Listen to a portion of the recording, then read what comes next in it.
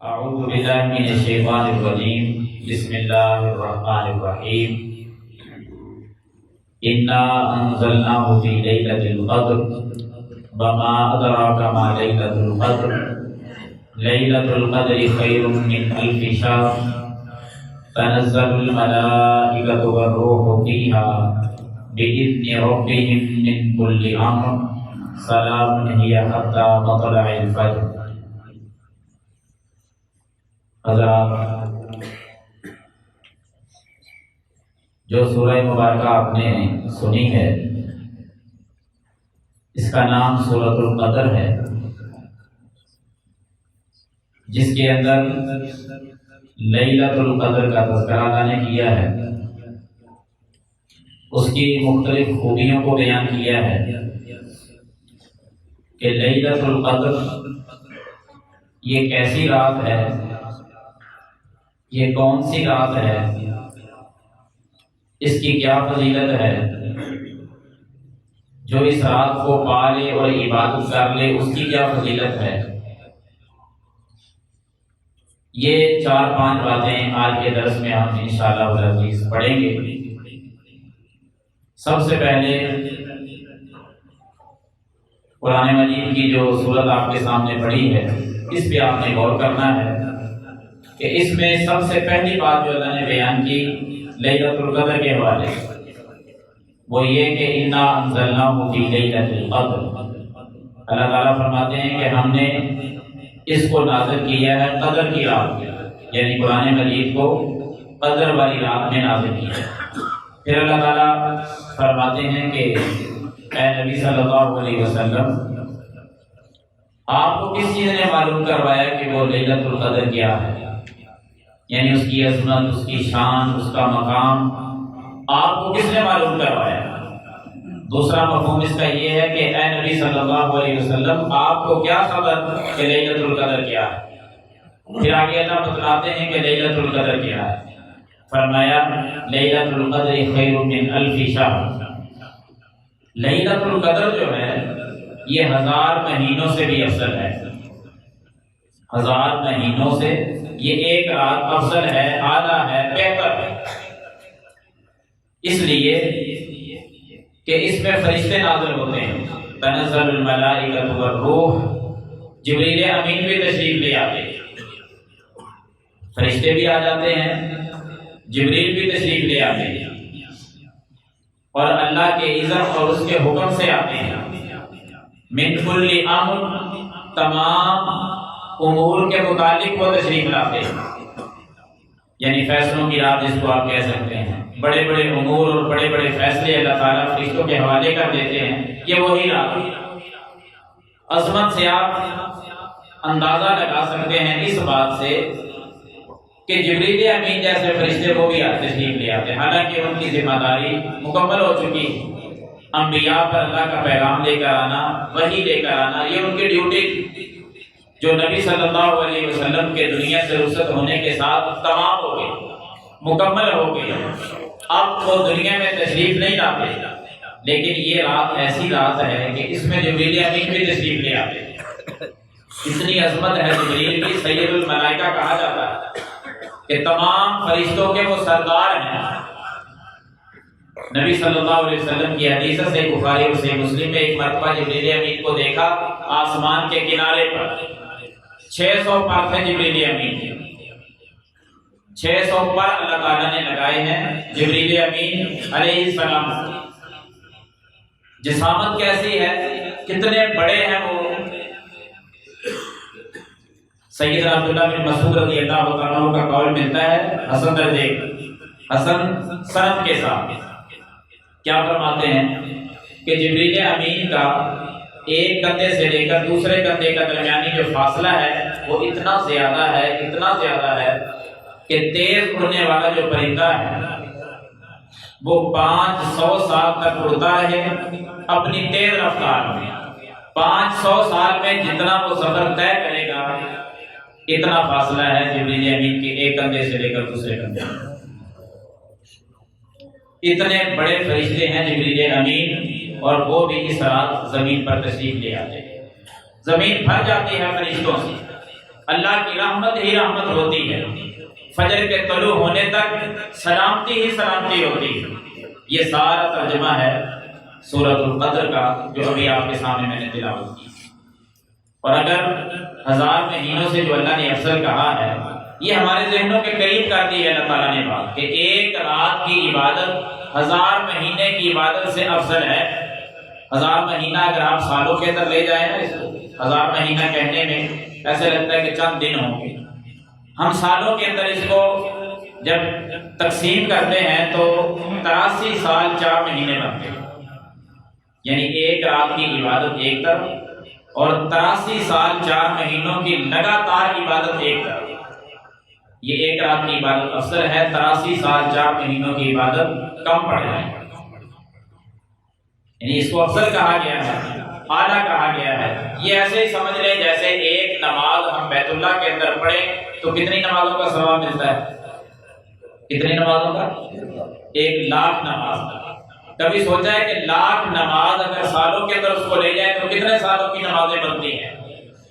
تقریباً 55 سے لے کر 56 سال کی نمازیں آدمی لگاتار پڑھے نا، کوئی نماز نہ چھوڑے، 55 سال نمازیں پڑھتا رہے تو تب جا کر 1,00,000 نماز بنتی۔ 55 سال کی نمازیں ایک طرف اور بیت اللہ میں پڑھی ہوئی ایک نماز ایک طرف، وہ افضل بھی ہے، وہ اعلیٰ بھی ہے۔ اسی طرح 83 سال 4 مہینوں کی عبادت ایک طرف کر دیں، ساری زندگی لگ جائے انسان پیدا ہونے سے لے کر فوت ہونے تک، قسمت والوں کو 83 سال نصیب ہوتے ہیں، ساری زندگی لگائے عبادت کے اندر اور ادھر ایک رات لگا لے، یہ رات افضل ہے، عبادت آگے بڑھ جائے۔ اور خوش نصیبی کی بات یہ ہے کہ انشاءاللہ اللہ رب العالمین وہ راتیں ہمیں نصیب کر رہا۔ کتنے ہمارے پیارے ہم سے جدا ہوئے جو ممکن ہے پچھلے رمضان میں ہوں گے لیکن اس رمضان میں نہیں، اور جتنے یہ بیٹھے ہیں سارے ہم سب ہی، کوئی خبر نہیں کہ اگلے رمضان تک ہم میں سے کوئی ہوگا اور کون نہیں ہوگا، کوئی خبر کسی کو نہیں۔ تو اس رمضان کے اندر یہ آخری عشرہ اللہ تعالیٰ ہمیں نصیب کر رہا ہے، امید یہی ہے انشاءاللہ۔ تو ہمیں کوشش کرنی چاہیے کہ ان راتوں میں عبادت کی جائے، اور ان راتوں میں عبادت کرنے کا سب سے بہترین طریقہ اعتکاف ہے۔ تھوڑا سا آپ ٹائم نکالیں اپنی مصروفیات سے، اعتکاف بیٹھے مساجد کے اندر، آج شام سے پہلے مسجد میں تشریف لے آئے، 10 دن کے لیے اللہ کو راضی کرنے کے لیے اللہ کے ہو جائے، اللہ کے گھر میں آ کر خیمہ لگا لیں، اپنا ڈیرا مسجد میں لگا لیں، دنیا کی تمام مصروفیات سے بالا تر ہو کر اللہ کے ساتھ دوستی لگا لیں۔ یہ 10 دن ہمارے اگر اللہ کی دوستی میں گزرے، انشاءاللہ یہ رات کی عبادت ہمیں نصیب ہو جائے گی۔ راتیں تو 5 ہی ہیں نا، 5 راتوں میں عبادت کرنی ہے۔ صحیح بخاری میں اور صحیح مسلم میں حدیث ہے، نبی صلی اللہ علیہ وسلم نے حکم دے دیا ہے کہ تحروا لیلۃ القدر فی الوتر من العشر الاواخر من رمضان۔ میرے صحابہ اور امت کے لوگوں، لیلۃ القدر کو تلاش کرو ماہ رمضان کے آخری عشرے کی 5 طاق راتوں کے اندر۔ کوئی ایک تلاش کر، 21ویں 23ویں 25ویں 27ویں اور 29ویں، ان راتوں میں تلاش کرو۔ کوئی ایک رات ہے جس کو قدر والی رات کہا جاتا ہے، جس کو شب قدر کہا جاتا ہے، جس کو لیلۃ القدر کہا جاتا ہے، وہ ایک ہے۔ 5 میں عبادت کر لو۔ 5 میں بہترین عبادت تب ہوگی جب ہم اعتکاف میں آ جائیں، اور اعتکاف میں بھی آ کر پھر پورا لحاظ کریں اپنے اعتکاف کا۔ اس میں یہ نہیں کہ پھر جو ہمارے ہاں رواج اب بن چکا ہے نا معذرت کے ساتھ، یہ رواج ختم کریں۔ ہر وقت باتیں ہو رہی ہیں، موبائل کا استعمال ہو رہا ہے، ٹولیاں بنا کر مختلف قسم کی گفتگو جاری رہتی ہے، شور شرابہ ہوتا ہے، لڑائی جھگڑے تک بات پہنچ جاتی ہے، ایک دوسرے سے چھیننے کی بات مسائل جو ہیں وہ سامنے پیش آتے ہیں۔ یہ کوئی اعتکاف تو نہیں ہے، یہ اعتکاف کا معنی نہیں۔ اعتکاف ہم اللہ کو راضی کرنے کے لیے آئے ہیں تو اللہ ان باتوں سے راضی نہیں ہوتا۔ اللہ راضی ہوتا ہے خیمے میں داخل ہو جاؤ، رو اللہ کے سامنے ہاتھ اٹھاؤ اور دعا مانگو، اذکار کرو، اللہ کی یاد میں آنسو بہاؤ، قرآن کی تلاوت کرو، نوافل پڑھو۔ جس جس چیز کو عبادت کہا گیا ہے 10 دن اپنے آپ کو کھپا دیں اس عبادت کے، پتہ چلے گا واقعی آپ کا دل اندر سے آواز دے کہ واقعی میں نے اللہ کی عبادت بہت کی۔ لیکن یہ کب ہوگا؟ جب ہم عبادت کریں، اس اعتکاف کا فائدہ ہے۔ ایسا اعتکاف آ جائیں اللہ کے گھر میں بیٹھنے کے لیے، اللہ کے گھر خالی ہیں ایسے لوگوں کے، تشریف لائیں، کوشش کریں کہ بڑی عمر کے لوگ، سمجھدار، باشعور وہ لوگ ٹائم نکالیں۔ بلکہ میں تو کہا کرتا ہوں کہ اگر 3-4 بھائی ہیں نا، مصروفیات بہت زیادہ ہیں گھر کے اندر، ایک بھائی کو وقف کریں 10 دنوں کے لیے، اس کا کام بھی دوسرے بھائی سنبھالیں۔ ایک بھائی کو اعتکاف کے لیے 10 دن نکال دیں اور معاہدہ کریں، وعدہ کریں کہ اگلے سال دوسرا بھائی اعتکاف بیٹھے، اس سے اگلے سال تیسرا اعتکاف بیٹھے، ایسی بھی پلاننگ کر کے اعتکاف کریں۔ بیٹے جوان ہیں، باپ بیٹا جو ہے یہ پلاننگ کرے، ایک سال بیٹا بیٹھ جائے، اگلے سال باپ آ جائے۔ اعتکاف ہر گھر سے ہونا چاہیے، ہر گھر سے کوئی فرد جو ہے وہ اعتکاف بیٹھے، پورے خاندان کے لیے دعائیں کرے، رحمت اور برکت مانگے، کاروبار میں بھی برکت ہوگی، گھروں میں بھی اللہ کی رحمت کا نزول ہوگا اور کام بھی سنبھالے جائیں گے، لیلۃ القدر جیسی رات کی عبادت اس کو نصیب ہو جائے گی، اور کیا چاہے۔ پھر نبی صلی اللہ علیہ وسلم کی یہ حدیث بھی ہے نا کہ جس شخص نے لیلۃ القدر کو قیام کیا یعنی عبادت کی، اسے کیا ملے گا؟ یہ ساری باتیں ہیں تو اسی کے لیے جو سنا رہا ہوں کہ کیا ملے گا، لیکن ایک پہلے اور دوسرے دن کے درس میں میں نے حدیث پیش کی تھی اور اشارہ کر کے پھر میں نے کہا تھا کہ آخری عشرے میں یہ حدیث آپ کو سنائی جائے گی۔ من قام لیلۃ القدر ایمان و احتساب غفر له ما تقدم من ذنبه، کہ جس شخص نے ایمان کی حالت میں اور ثواب حاصل کرنے کے ارادے سے لیلۃ القدر کو قیام کر لیا، اللہ تعالیٰ اس کے گناہوں کو معاف کروا دے گا، اسے بخش دیا جائے گا۔ عبادت 1000 مہینے سے افضل ہے یہ ایک رات، گناہ اس کے معاف کر دیے جائیں گے، تو دعا کی توفیق بھی مل جائے گی، گناہوں کی معافی مانگیں گے بھی، عبادت کریں گے۔ جس انداز میں یہ عبادت میں رات گزار دی انشاءاللہ اس کے گناہ بھی معاف ہو جائیں گے، اور 83 سال 4 مہینوں کی عبادت سے افضل عبادت اس کی لکھی جائے۔ تو کیا خیال ہے، اس میں عبادت کرنے کا ارادہ ہے بھائیوں؟ سب سے پہلا قدم اعتکاف کے لیے ہے۔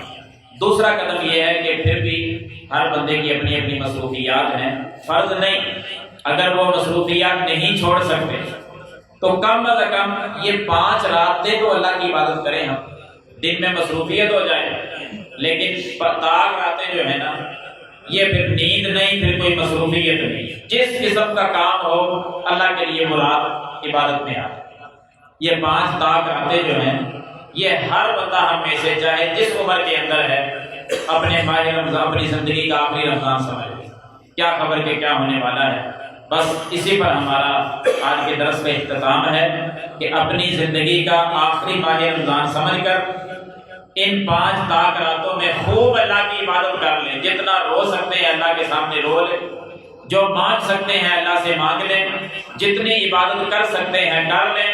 ساری زندگی بیت گئی دنیا کے کام کرتے کرتے، اپنے جسم کو تھکا بھی دیا اور کھپا بھی دیا، اب اللہ کے لیے تھوڑا سا تھکا ہے، اپنے جسم کو تھکاوٹ میں لائیں عبادت کر کے، جو مقصد تھا انسان کی پیدائش کا کبھی سوچا ہی نہیں، دنیا کی مصروفیات میں کھپا دیا اور تھکا دیا جسم کو، اللہ کے سامنے کھڑے ہو کر اپنے آپ کو تھوڑا سا تھکائیں، انشاءاللہ سکون نہ آیا تو تب ہے۔